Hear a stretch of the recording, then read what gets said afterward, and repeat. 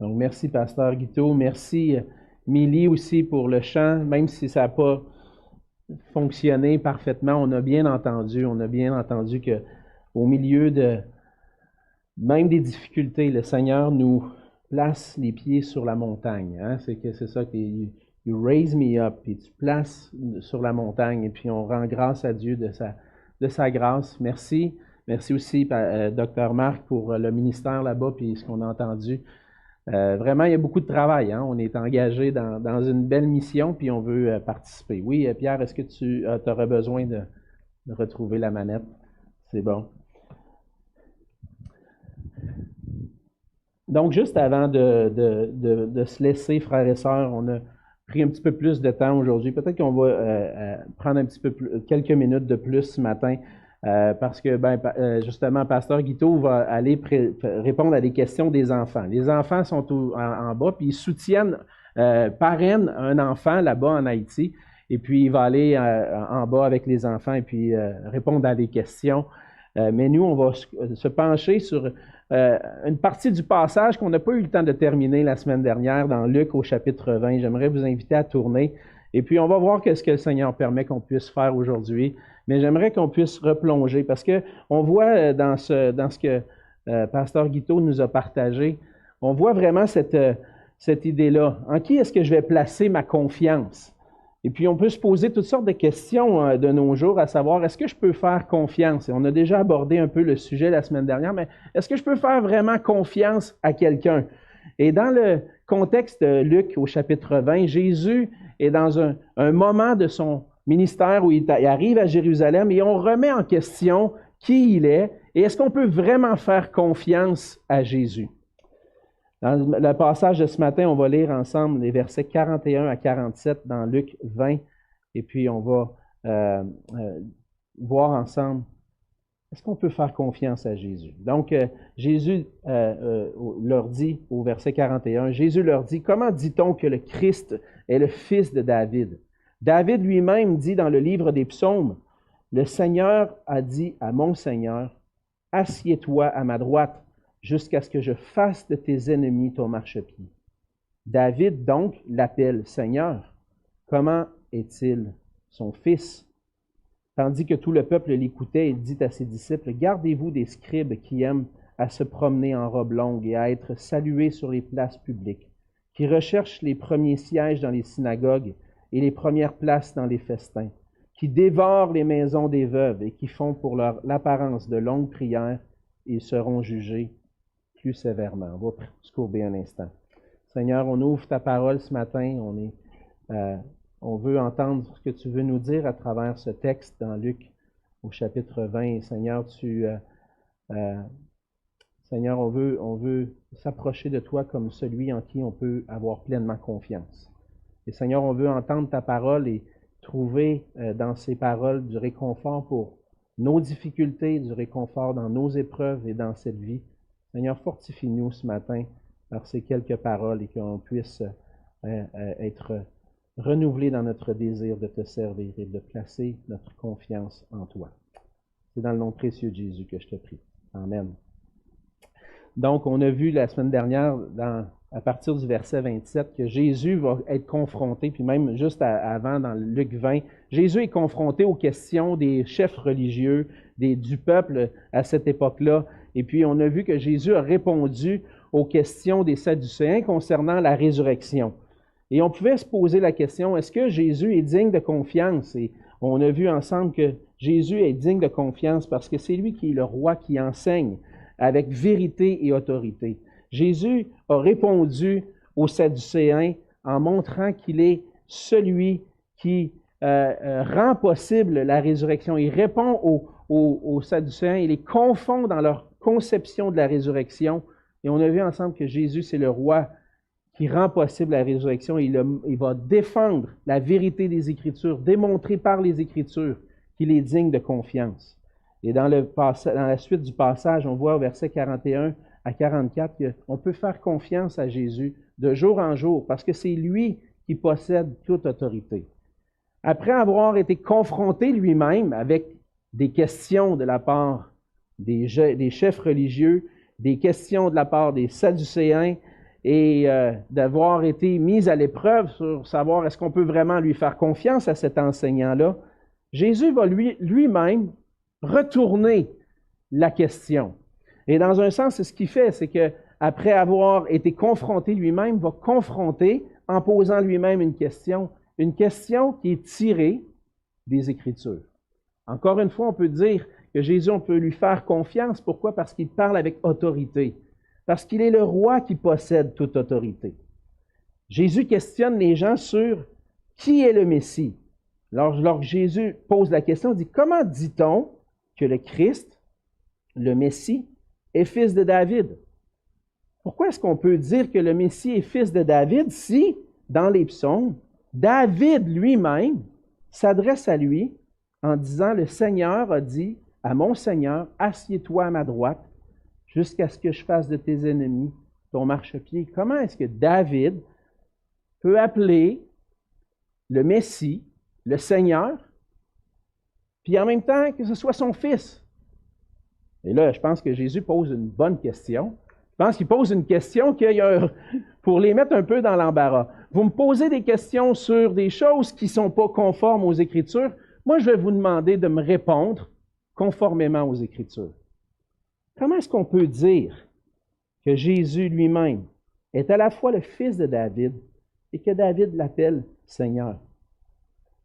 Ces paroles-là sont tirées du psaume 110. Les paroles que Jésus va citer sont tirées du psaume 110.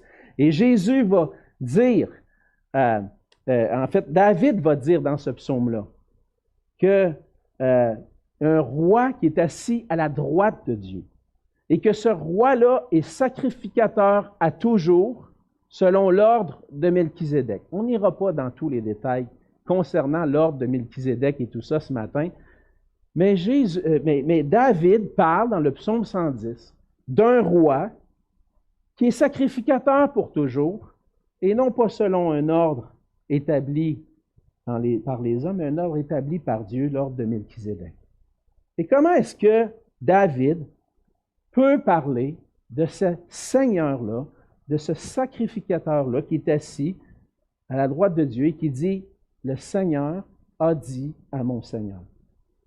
Comment est-ce que David peut appeler un de ses descendants « mon Seigneur » ? Parce qu'on le croit, c'est un psaume messianique, on croit que c'est un psaume qui parle d'un Messie qui va venir. On croit que c'est un psaume à travers lequel David révèle des choses futures et en même temps, David voit quelque chose qui se passe en temps réel dans son temps. Des choses futures, mais une réalité. On voit à travers le passage que ce que Jésus veut démontrer, c'est que le Messie qui veut, que les Juifs attendent, ce n'est pas seulement un Messie qui va délivrer d'une manière politique. Les gens s'attendent à un roi qui va être de l'ordre de David, qui va être de l'ordre, du même statut que David.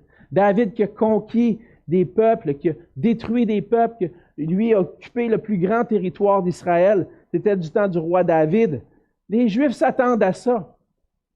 Mais est-ce que ça va être un roi comme ça? Et Jésus questionne. Comment est-ce que David peut l'appeler mon Seigneur? Mais en fait, David voit en réalité que le Christ qui va venir, c'est le Seigneur lui-même qui va venir. Le Seigneur, Dieu, dit à mon Seigneur, le Messie. Il appelle les deux Seigneurs. On voit à travers ça que les Écritures nous présentent que Jésus-Christ est Seigneur, qu'il est le Seigneur, le Dieu. Il est le Christ, le roi divin qui vient, qui possède toute autorité. Et dans ce passage-là précisément, vous allez me dire, peut-être vous pourriez me dire, « Ouais, mais on ne voit pas que le Seigneur, c'est le Christ et tout ça. » Mais le point de Luc est déjà fait. On a déjà vu dans Luc que Jésus, c'est le Christ. Jésus, c'est le Messie. Jésus fait juste pose la question pour les faire réfléchir, pour un peu, dans un sens, les faire taire, parce qu'ils ne seront pas en mesure de répondre à cette question-là. Mais Luc a déjà établi que Jésus lui-même, même si Jésus ne le mentionne pas dans le passage, que Jésus est le Christ, le Messie, le roi divin. avant la naissance de Jésus, l'ange Gabriel va dire à Marie que l'enfant qui va naître sera appelé Fils de Dieu. Plus tard, on voit lors de l'annonce de la naissance de Jésus par l'ange au berger, l'ange va déclarer que dans la ville de David, il est né aujourd'hui un sauveur qui est le Christ, le Seigneur. Les démons, dans Luc au chapitre 4, savent que Jésus est le Christ. Dans Luc 9, plus tard, lorsque Jésus discute avec ses disciples, Pierre déclare que Jésus est le Christ de Dieu. Alors, on ne voit peut-être pas que Jésus est le Christ clairement dans le passage, mais Luc est clair sur ce point-là. Jésus est le Christ. Jésus est le Messie. Et Jésus est à la fois le Fils de David et le Seigneur qui va venir, celui qui vient. Alors, ce n'est pas seulement un roi humain, c'est un roi divin. C'est pour ça que David est capable de dire, « Le Seigneur a dit à mon Seigneur », parce qu'il a existé depuis toute éternité. Il y a eu une vie humaine qui a commencé. Mais ce roi-là est divin et divin depuis toute éternité, a toujours existé. Et c'est là le point. Les Juifs n'ont pas reconnu qui est Jésus. Ils n'ont pas reconnu que c'est lui, le Seigneur, de qui David parlait. Et Jésus les confronte. Mais Jésus manifeste qu'il est le Messie, qu'il est ce Sauveur qui vient. Et ça ne change rien, même si les Juifs remettent en question son autorité, même si les gens se questionnent à savoir est-ce qu'on peut vraiment écouter cet homme-là, ça ne change rien qu'il possède l'autorité parce que c'est lui qui est le Christ qui devait venir. Jésus est le Christ qui est allé jusqu'à la croix, il est celui qui est ressuscité d'entre les morts, puis qui est assis à la droite de Dieu maintenant, qui possède le nom qui est au-dessus de tout nom. Jésus possède toute autorité. Il est le Christ. Alors, est-ce qu'on peut faire confiance à Jésus aujourd'hui? Quand tous les gens autour de nous posent des questions, est-ce qu'on peut vraiment se fier à ce que l'Évangile nous dit? Est-ce qu'on peut vraiment croire qu'il y a un Dieu qui existe? Est-ce qu'on peut vraiment croire que Jésus était le Fils de Dieu? Lorsqu'on pose les questions, où est-ce qu'on va trouver les réponses? Comme Jésus, dans les Écritures. C'est les Écritures qui nous révèlent qui est Jésus. On peut essayer de trouver nos arguments, puis trouver plein d'arguments pour répondre aux questions des gens autour de nous. Puis des fois, ce n'est pas mauvais, mais ce qu'on veut, c'est conduire les gens, puis conduire nos propres cœurs à la parole de Dieu. Lorsqu'on remet en doute l'autorité de Jésus, lorsqu'on remet en doute qui il est, lorsqu'on remet en doute est-ce qu'il va vraiment être ma force, est-ce qu'il va être vraiment ma joie, où est-ce que je vais me tourner? Dans sa parole. Me tourner vers lui qui me parle et qui me fait découvrir qui il est.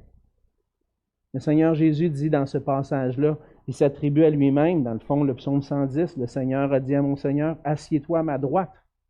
Jésus est assis à la droite de Dieu maintenant. Il est mort à la croix, il est ressuscité, il est assis à la droite de Dieu. Et il dit aussi quelque chose, jusqu'à ce que je fasse de tes ennemis ton marchepied. Et c'est peut-être cette partie-là qu'on a des fois de la difficulté à saisir. Est-ce que Jésus a accompli cette parole-là? Ça, c'est une question. Est-ce que Jésus l'a pleinement accompli? Est-ce que Jésus est en mesure d'accomplir cette parole-là? Et lorsqu'on pose cette question-là, on veut se demander combien de temps ça va durer, ça, jusqu'à ce que je fasse de tes ennemis ton marchepied. Mais Paul nous aide à répondre. Parce que dans 1 Corinthiens 15, vous pourrez aller voir si vous voulez, mais Paul parle de Jésus, il utilise le psaume 110. Il parle d'un temps où Jésus va soumettre ses ennemis, où tous ses ennemis vont lui être soumis. En ce moment, lorsqu'on regarde autour de nous, on ne voit pas que tout lui est soumis. Puis même Paul va dire comme ça, tout lui n'est pas encore soumis. Non, parce qu'il y a encore beaucoup dans le monde qui n'est pas encore soumis à Christ d'une manière volontaire. Mais un jour, Christ va revenir. Un jour, Christ va manifester qu'il est le Christ qui possède toute autorité et il va détruire tous ses ennemis. Et à ce moment-là, on va reconnaître, puis on va voir, les gens vont reconnaître, peut-être un peu trop tard, qu'il est réellement ce roi divin qui possède toute autorité. Alors, qu'est-ce que je dois faire avec ça? Donc, je dois prendre le temps d'écouter ce que la parole de Dieu me dit, d'écouter l'Évangile. Et lorsqu'il va m'arriver des épreuves, comme Pasteur Guiteau nous partageait, on doit se rappeler qui est celui qui domine sur toute chose. Qui est celui qui domine même sur les circonstances. Qui est celui qui est vainqueur en face de mes ennemis. C'est le Seigneur Jésus. Je ne trouverai pas de solution ailleurs qu'en Jésus. Et c'est ce qu'on doit faire. On doit apprendre à s'humilier. Arrêter par notre orgueil de dire, je vais peut-être trouver ma solution ailleurs. Non, ma solution n'est pas ailleurs.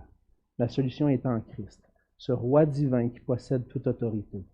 Et ce qu'on doit faire, c'est s'humilier devant Jésus, parce que c'est lui le Christ. Venir à lui et dire, Seigneur, j'ai besoin de toi. J'ai besoin de toi. Puis j'attends ton retour. Mais en attendant, aide-moi à te faire confiance, parce que c'est toi qui possèdes toute autorité. La semaine prochaine, on va continuer les derniers versets qui restent, puis on va voir le lien entre les versets 45 à 47 avec le début du chapitre 21.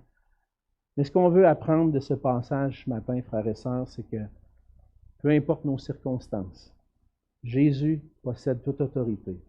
On doit lui faire confiance. On doit lui partager. Et ça se peut que des fois, l'épreuve dure longtemps. Ça se peut que même des fois, l'épreuve, il n'y a pas de délivrance. Paul disait qu'il avait prié le Seigneur d'ôter l'écharpe dans cette chair-là, une écharpe qui venait de Satan. Puis le Seigneur a dit, ma grâce te suffit. Peut-être qu'on va traîner pendant des années jusqu'à notre mort certaines épreuves. Le Seigneur dit, Jésus dit, ma grâce te suffit. Et on peut rendre grâce à Jésus-Christ parce qu'il est ce roi qui nous fait grâce et qui nous donne tout ce qu'on a besoin pour vivre, pour placer notre confiance en lui et marcher avec lui pour toujours. Faisons-lui confiance, frères et sœurs. Peu importe ce que vous faites, à quoi vous faites face. Tournons-nous vers lui et mettons notre confiance en Jésus. Prions ensemble. Seigneur notre Dieu, on veut te dire merci pour ta grâce et pour ton amour envers nous. Merci pour le privilège qu'on a de te connaître. Merci pour le privilège qu'on a de t'appartenir, Seigneur Jésus. Et Seigneur Jésus, tu nous appelles, Seigneur, à venir à toi avec une pleine confiance. Les gens autour de nous peuvent remettre en question ton autorité. Nos épreuves, parfois, au milieu des épreuves, des temps difficiles, Seigneur, on peut remettre en question, est-ce que tu es là? Est-ce que tu es présent? Est-ce que tu es au contrôle? Est-ce que je peux vraiment te faire confiance? Mais Seigneur, tu manifestes à travers ces paroles qui ont confondu ceux qui t'écoutaient, ces chefs religieux qui te confrontaient, que tu es Seigneur. Et qu'un jour, Seigneur, tu vas revenir, tu vas mettre sous tes pieds tous tes ennemis. Seigneur Jésus, merci d'avoir vaincu à la croix, déjà, pour nous, le péché, Satan et la mort. Merci parce qu'en toi, on trouve la vie. Maintenant, Seigneur, aide-nous à marcher avec toi, à nous tourner vers toi, à te faire confiance, quoi qu'il arrive. Et Seigneur, on te remet cette journée, cette semaine qui est devant nous. On te la remet, Seigneur, et aide-nous à rester de tout cœur attachés à toi, sachant que tu es notre roi, celui en qui on peut placer notre confiance. Et c'est en ton nom qu'on te prie. Amen.